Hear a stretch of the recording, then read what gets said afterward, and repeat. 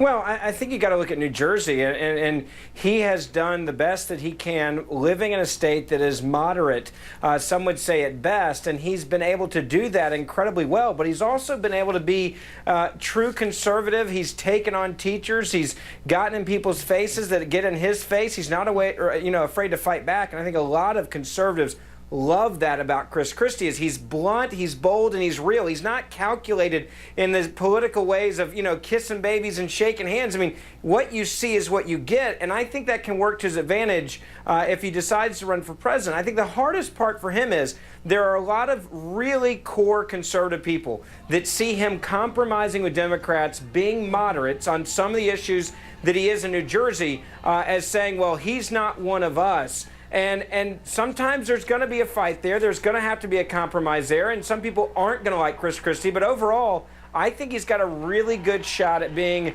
the Republican nominee next time if he chooses to do it. Maria, I want to talk as opposed to Chris Christie. See, I disagree with the primary and him not being able to get out of it, and here's why.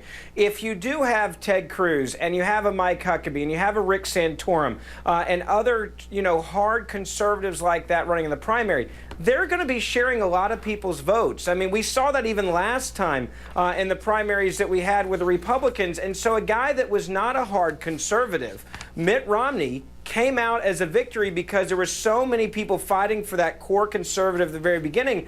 That can actually play, I think, to Chris Christie's hand here. And I think you're right. He is going to have a tough time in the primaries. It would be much easier, I think, for him in the general election. But if you look at Mitt Romney, you look at John McCain, they also were sitting in the same boat that we're now saying Christie's sitting in, and both of them came through.